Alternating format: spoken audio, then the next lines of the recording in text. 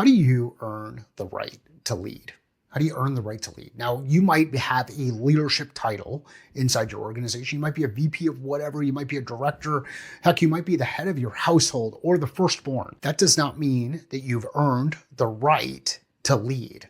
And my view on earning the right to lead is that leadership starts with self. If we've demonstrated an ability to lead self well, then we have earned the right to lead others. Once we've demonstrated the ability to lead another person well, then we've earned the right to lead groups of people. And when you lead groups of people or lead a team well, then you've earned the right to lead teams of teams.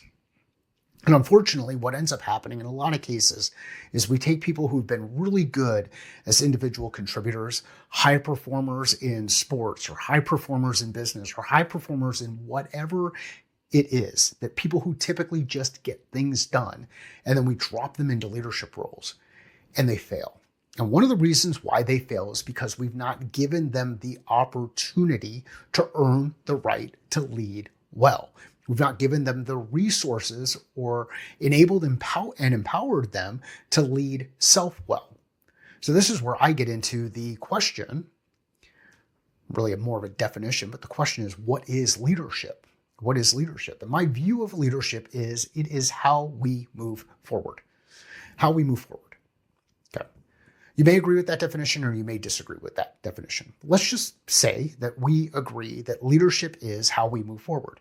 Well, how do we identify the way to move forward? Well, first, we need to have a view on what our objective is, like where we're going to, so that we know that we're moving in the right direction. And we have to have a view of where we are. From my standpoint, when thinking about leadership, one of the skills that you want to build is the skill of design. Design backward so that we can execute forward, so that we can move forward.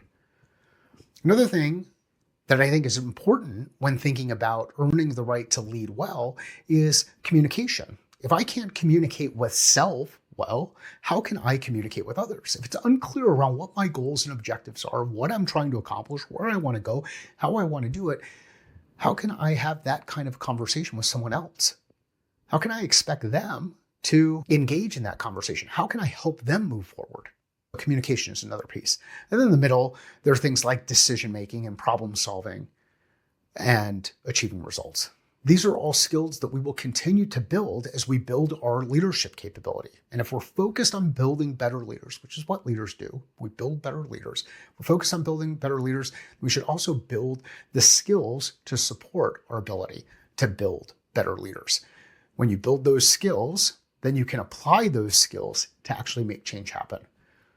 We've talked about this a couple of times before: mindset, skill set, tool set.